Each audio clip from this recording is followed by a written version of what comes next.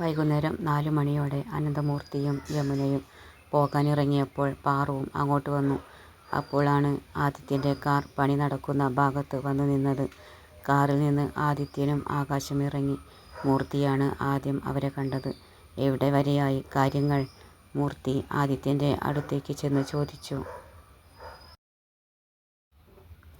തറക്കല്ലിടാറായി, ആദിത്യൻ പറഞ്ഞു. നാളെ തിങ്കൾ തറക്കല്ലിടാൻ പറ്റിയ ദിവസമാണ്. പിന്നെ അടുത്ത ഞായറാഴ്ച നല്ല ദിവസമാണ്. ഏത് ദിവസം വേണമെന്ന് സാർ തീരുമാനിച്ചാൽ നന്നായിരുന്നു, ആദിത്യൻ പറഞ്ഞു. ഓക്കെ, നാളെ തന്നെയാക്കാം, വച്ച് താമസിപ്പിക്കേണ്ട, മൂർത്തി പറഞ്ഞു. ഓക്കെ സാർ, ആദി സമ്മതിച്ചു. അപ്പോൾ പാറുവിനെയും കൂട്ടി യമുന അങ്ങോട്ട് വന്നു. മൂർത്തി യമുനയെയും പാറുവിനെയും ആദിത്യന് പരിചയപ്പെടുത്തി. തിരിച്ചും ആദിത്യൻ ആകാശിനെയും പരിചയപ്പെടുത്തി. ആദി ഇടയ്ക്ക് പാറുവിനെ ശ്രദ്ധിക്കുന്നുണ്ടായിരുന്നു. പാറു പക്ഷേ യമുനയോട് സംസാരിച്ചുകൊണ്ട് നിന്നു. ഓക്കെ, പണി നടക്കട്ടെ. മൂർത്തി അവരെയും കൊണ്ട് തിരിച്ച് കാറിൻ്റെ അടുത്തേക്ക് നടന്നു. പോകാൻ നേരം മൂർത്തി ഒരു ചെക്ക് ലീഫ് യമുനയെ ഏൽപ്പിച്ചു. യമുന അത് പാറുവിൻ്റെ കയ്യിൽ കൊടുത്തു. മാഡം, ഇത് വേണ്ട, ഇതിൻ്റെ ആവശ്യമില്ല, ക്യാഷ് എൻ്റെ കയ്യിലുണ്ട്. അവൾ അത് നിരസിച്ചു. ഒരു വീട്ടിൽ ഒറ്റയ്ക്കാണ് താമസം, അത് ഓർമ്മ വേണം. അത് കയ്യിൽ വച്ചോ, ആവശ്യം വരും, മൂർത്തി പറഞ്ഞു. സാർ, അവൾക്കത് സ്വീകരിക്കാൻ മടി തോന്നി. നീ എന്തിനാ എപ്പോഴും എന്നെ സാർ എന്ന് വിളിക്കുന്നത്? സാർ വിളി ഒക്കെ ഓഫീസിൽ മതി. നിന്റെ അച്ഛൻ്റെ സ്ഥാനത്ത് കണ്ടൂടെ എന്നെ? നിന്റെ അച്ഛൻ്റെ പ്രായമേ എനിക്കുള്ളൂ. നിനക്ക് എന്നെ അച്ഛനായി കാണാൻ എന്തെങ്കിലും ബുദ്ധിമുട്ടുണ്ടോ? മൂർത്തി ചോദിച്ചു. പക്ഷേ ഞാൻ എങ്ങനെയാ എന്ത് പറയണമെന്നറിയാതെ പാറു തപ്പിത്തടഞ്ഞു. തൻ്റെ അച്ഛനെക്കുറിച്ച് ഓർത്തപ്പോൾ അവൾക്ക് സങ്കടം തോന്നി. ആ സ്ഥാനത്തേക്ക് ഒരാൾ, അത് മൂർത്തി സാർ. അവൾക്ക് സന്തോഷമേ ഉള്ളൂ ഈ ഒറ്റപ്പെട്ട ജീവിതത്തിൽ നിന്നും കരകയറാൻ. ഇപ്പോൾ തന്നെ മൂർത്തി സാറും വൈഫും തന്നെ നല്ലോണം കെയർ ചെയ്യുന്നുണ്ട്. അതില്ലാതെയാക്കാൻ താൻ ഒരുക്കമല്ല.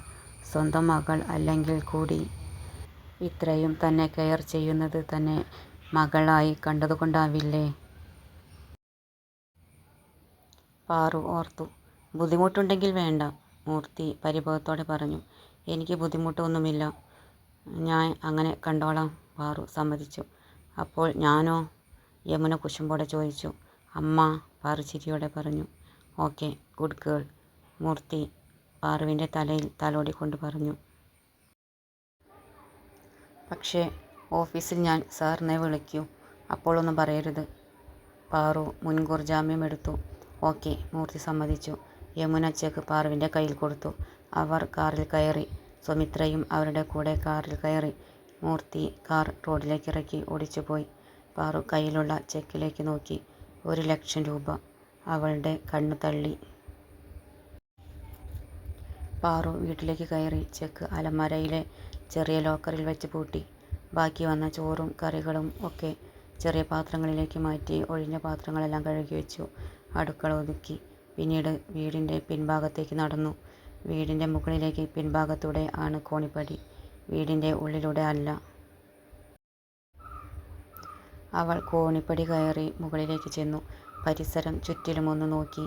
വീടിൻ്റെ പണി നടക്കുന്ന ഭാഗത്ത് നിന്ന് ആദിത്യൻ തന്നെ നോക്കുന്നത് അവൾ കണ്ടു. കൂടെ ആകാശമുണ്ട്. അവൾ അപ്പോൾ തന്നെ താഴേക്ക് ഇറങ്ങി. വീട് പൂട്ടി അവൾ കുറച്ച് ദൂരെയായി കാണുന്ന ഓടിട്ട വീട്ടിലേക്ക് പോയി. അവിടെ ഒരു ചെറിയ ആൺകുട്ടിയും പെൺകുട്ടിയും മുറ്റത്ത് കളിക്കുന്നുണ്ടായിരുന്നു. അവൾ അങ്ങോട്ട് ചെന്നു. അവളെ കണ്ടപ്പോൾ തന്നെ പെൺകുട്ടി അകത്തേക്ക് ഓടിപ്പോയി. അവളുടെ അമ്മയെ വിളിച്ചു കൊണ്ടുവന്നു. ആരാ? അവർ ചോദിച്ചു. എൻ്റെ പേര് സൗപർണിക.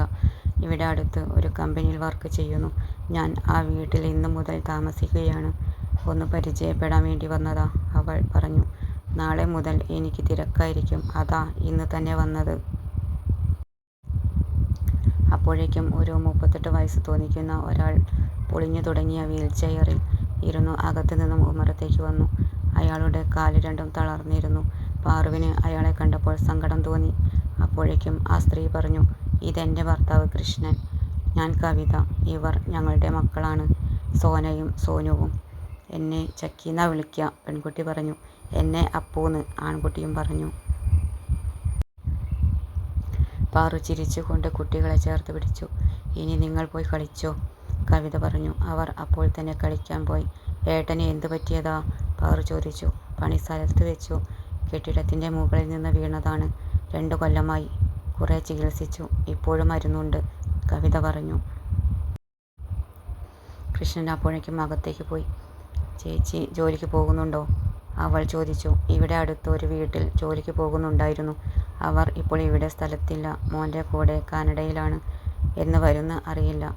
സോറി, ഞാൻ ചോദിച്ചത് വിഷമമായോ ചേച്ചിക്ക്? അവൾ ചോദിച്ചു. ഏയ് ഇല്ല, ഇതൊക്കെ ഇപ്പോൾ ശീലമായി, കവിത പറഞ്ഞു. എന്നാ ശരി ചേച്ചി, ഞാൻ പിന്നെ വരാം. കവിത മൂളി. ഞാൻ മക്കളെ എൻ്റെ കൂടെ ഒന്ന് കൊണ്ടുപോകട്ടെ? അവൾ കവിതയോട് സമ്മതം ചോദിച്ചു. കവിത സമ്മതം പറയുന്നതിന് മുമ്പ് തന്നെ കുട്ടികൾ അവളുടെ കൂടെ പോകാൻ ഒരുങ്ങിയിരുന്നു. ചേച്ചിയുടെ ഫോൺ നമ്പർ ഒന്ന് തരൂ, എന്തെങ്കിലും ആവശ്യമുണ്ടെങ്കിൽ വിളിക്കാലോ, അവൾ പറഞ്ഞു. എൻ്റെ ഫോൺ കേടാണ്, കവിത വല്ലായ്മയോടെ പറഞ്ഞു. ഫോൺ ഒന്ന് നോക്കട്ടെ, അത് നന്നാക്കാൻ കഴിയില്ലേ? അവൾ ചോദിച്ചു. ഇതാണ് അമ്മയുടെ ഫോണ്. ആൺകുട്ടി ഓടിപ്പോയി ഫോൺ എടുത്തു വന്നു. പഴയ മോഡലിലുള്ള ചെറിയൊരു നോക്കിയ സെറ്റ്. അതിൻ്റെ ഗ്ലാസ് എല്ലാം വെടിഞ്ഞു കീറിയിരുന്നു. നമ്പറൊന്നും ക്ലിയർ അല്ല. പൊളിഞ്ഞു പോകാതിരിക്കാൻ സെല്ലോ ടാപ്പ് ഒട്ടിച്ച ഒരു ഫോൺ. ഇത് നന്നാക്കാൻ കഴിയില്ല ചേച്ചി. പാറു ഫോൺ തിരിച്ചു കൊടുത്തു. ഇവരെ ഞാൻ കൂടെ കൊണ്ടുപോവുകയാണ്. നല്ല ഡ്രസ്സ് ഇട്ടുവാ, പാറു അവരോട് പറഞ്ഞു.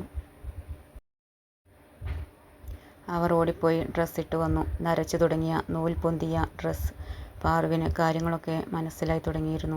ഇവിടുത്തെ കാര്യം കുറച്ച് കഷ്ടത്തിലാണ് ചേച്ചി. ഇവരെ ഞാൻ കുറച്ച് സമയം കഴിഞ്ഞ് ഇങ്ങോട്ട് കൊണ്ടു വിടാം.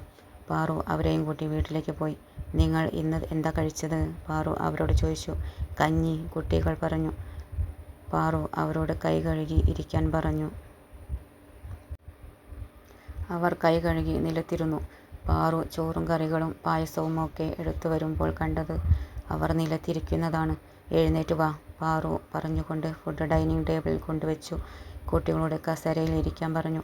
എന്നിട്ട് അവരുടെ മുന്നിൽ പ്ലേറ്റ് വെച്ച് ഫുഡ് വിളമ്പിക്കൊടുത്തു. അവർ രണ്ടുപേരും മത്സരിച്ച് വാരി കഴിച്ചു. അവർക്കിഷ്ടപ്പെട്ട വിഭവം അവർ പിന്നെയും പിന്നെയും വാങ്ങിക്കഴിച്ചു. പാറുവിന് സങ്കടം വരുന്നുണ്ടായിരുന്നു. നിറഞ്ഞ കണ്ണുകൾ പിന്നെയും പിന്നെയും അവൾ തുടച്ചു മാറ്റി. അവർ ഫുഡ് കഴിച്ചു കഴിഞ്ഞതിനു ശേഷം പാറു അവരെയും കൊണ്ട് റോഡിലേക്ക് ഇറങ്ങി. അപ്പോൾ തന്നെ ഒരു ഓട്ടോ കിട്ടി. തൻ്റെ ഓഫീസിൻ്റെ അടുത്ത് തന്നെ ഷോപ്പിംഗ് മാളുകളുണ്ട്. അവിടെയാണ് പാറു കുട്ടികളെയും കൂട്ടി പോയത്. ആദ്യം തന്നെ ടെക്സ്റ്റൈൽസിലാണ് കയറിയത്. കുട്ടികൾക്കുള്ള ഡ്രസ്സ് മുകൾ നിലയിലായിരുന്നു. ലിഫ്റ്റിൽ കയറി അവിടെ എത്തിയപ്പോൾ തന്നെ അവർക്ക് കാര്യം മനസ്സിലായിരുന്നു. പാറുവിൻ്റെ കൈ പിടിച്ചുകൊണ്ട് അവർ പറഞ്ഞു. ഞങ്ങൾക്ക് ഡ്രസ്സൊന്നും വേണ്ട ചേച്ചി, അമ്മ ചീത്ത പറയും. അമ്മ ഒന്നും പറയില്ല, ഞാനില്ലേ കൂടെ, പേടിക്കേണ്ടട്ടോ, പാറു അവരെ ധൈര്യപ്പെടുത്തി. പിന്നീട് അവർ ജ്യൂസും കഴിച്ചു ഓട്ടോയിൽ വീട്ടിലേക്ക് തിരിച്ചു. പാറു തന്നെ കുട്ടികളെ അവരുടെ വീട്ടിൽ കൊണ്ടുവിട്ടു. കൂടെ ഡ്രസ്സിൻ്റെ കവറുകളും കവിത ഏൽപ്പിച്ചു. കവിതയുടെ പഴയ ഫോണിൽ നിന്ന് സിം കാർഡ് എടുത്തു പുതിയ ഫോണിലിട്ടു. ചേച്ചി, ഫോൺ 4 മണിക്കൂർ ചാർജ് ചെയ്യണം, പാറു ഫോണിൻ്റെ ചാർജർ കവിതയെ ഏൽപ്പിച്ചുകൊണ്ട് പറഞ്ഞു. ഇനി നമ്പർ പറഞ്ഞേ. പാറു തൻ്റെ ഫോൺ എടുത്തു. കവിത നമ്പർ പറഞ്ഞു കൊടുത്തു. ഞങ്ങൾ കാരണം കുറേ പൈസയായിട്ടുണ്ടാവും അല്ലേ? കവിത വല്ലായ്മയോടെ ചോദിച്ചു. അങ്ങനെ ഒരിക്കലും കരുതണ്ട. നിങ്ങളെ എൻ്റെ സ്വന്തം പോലെയാണ് ഞാൻ കണ്ടിട്ടുള്ളത്. എൻ്റെ ചേച്ചിയും ഹസ്ബൻഡും മക്കളും. അങ്ങനെ മതി, ഓക്കെ, കൂടുതൽ ചിന്തിക്കേണ്ട, പാറു പറഞ്ഞുകൊണ്ട് വീട്ടിലേക്ക് നടന്നു. സമയം സന്ധ്യയായിരുന്നു. പാറു വീട് തുറന്നകത്തു കയറി നിലവിളക്ക് കൊളുത്തി. കൃഷ്ണനോടും കവിതയോടും തങ്ങൾ ഇന്ന് ചേച്ചിയുടെ കൂടെ ഷോപ്പിങ്ങിന് പോയ കഥ പറയുകയായിരുന്നു കുട്ടികൾ. അവർക്ക് പുതിയ ഡ്രസ്സ് ഇട്ടു നോക്കിയിട്ട് മതിയാവുന്നില്ല. അവരുടെ സന്തോഷം കണ്ട് കൃഷ്ണൻ്റെയും കവിതയുടെയും കണ്ണ് നിറഞ്ഞു. തങ്ങളുടെ മക്കളുടെ ഭാഗ്യത്തിനാണ് പാറു ഇവിടെ താമസത്തിന് വന്നതെന്ന് അവർക്ക് തോന്നി. അവർ പാറുവിൻ്റെ ആയുരാരോഗ്യത്തിനും സന്തോഷത്തിനും വേണ്ടി പ്രാർത്ഥിച്ചു. ചാർജായ ശേഷം ഫോണിൽ കുട്ടികൾ ആദ്യം തന്നെ പാറുവിനെ വിളിച്ചു നോക്കി. പക്ഷേ കോൾ കണക്റ്റ് ആയില്ല. പിന്നെ വിളിച്ചു നോക്കാം, കവിത പറഞ്ഞു. പാറു തിരക്കിലായിരുന്നു. പിറ്റേന്ന് ഓഫീസിൽ പോകുമ്പോൾ ധരിക്കാനുള്ള ഡ്രസ്സ് അയൺ ചെയ്തു വച്ചു. കിച്ചണിൽ പോയി നോക്കിയപ്പോൾ ഫുഡ് ബാക്കിയുണ്ട്. അവൾ അത് ചൂടാക്കി കഴിച്ചു. കുറച്ചു കഴിഞ്ഞപ്പോൾ അവൾ കവിതയുടെ ഫോണിൽ വിളിച്ചു നോക്കി.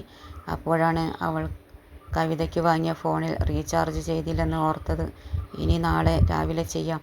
പിന്നെ കുറേ നാളുകൾക്ക് ശേഷം മനസ്സമാധാനത്തോടെ കിടന്നുറങ്ങി.